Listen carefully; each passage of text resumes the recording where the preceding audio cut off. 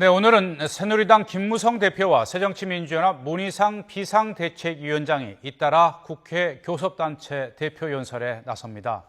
김 대표는 공무원연금 개혁과 경제활성화법 처리를, 그리고 문 비대위원장은 정부 경제정책의 문제점과 개헌의 필요성을 역설할 것으로 보입니다.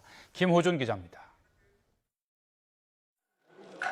여야 대표는 예년과 달리 교섭단체 대표 연설을 오늘 하루에 몰아서 실시하기로 했습니다.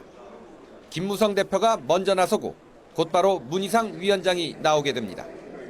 빠듯한 국회 일정도 고려됐지만 무엇보다 정부 부처 대부분이 세종시로 간 상태에서 국무위원들을 이틀씩이나 불러 연설하는 것은 효율성이 떨어진다고 판단했기 때문입니다. 이번 연설에서 새누리당 김무성 대표는 공무원 연금 개혁과 경제활성화법의 조속한 처리를 강조할 것으로 보입니다.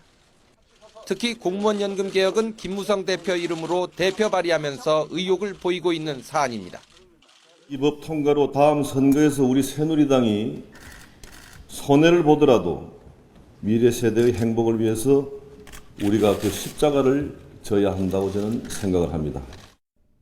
이와 함께 김 대표의 연설안에는 경제 활성화와 복지, 사회적 대타협과 남북 문제 등도 포함된 것으로 전해졌습니다.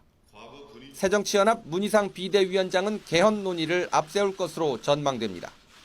현행 헌법 체제의 한계를 지적하며 개헌을 미룰 수 없는 이유를 설명하고 국회 개헌 특위 구성을 거듭 제안할 것으로 보입니다. 개헌의 필요성은 오래전부터 제기돼 왔습니다. 박근혜 대통령의 대선 공약이기도 합니다. 헌법 문제를 논의하는 것은 국회의 당연한 역할입니다. 문 위원장은 이어 최경환 경제부총리의 경제정책인 이른바 초이노믹스에 대한 우려를 나타내며 문제점을 지적할 것으로 알려졌습니다. 이 밖에 박근혜 대통령이 시정연설에서 강조한 방산비리 문제 해결책이나 복지 사각지대 해소 정책 등은 여야의 공통 관심사로 전해졌습니다.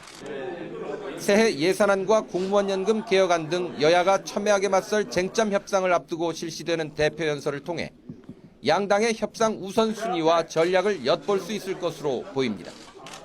YTN 김호준입니다.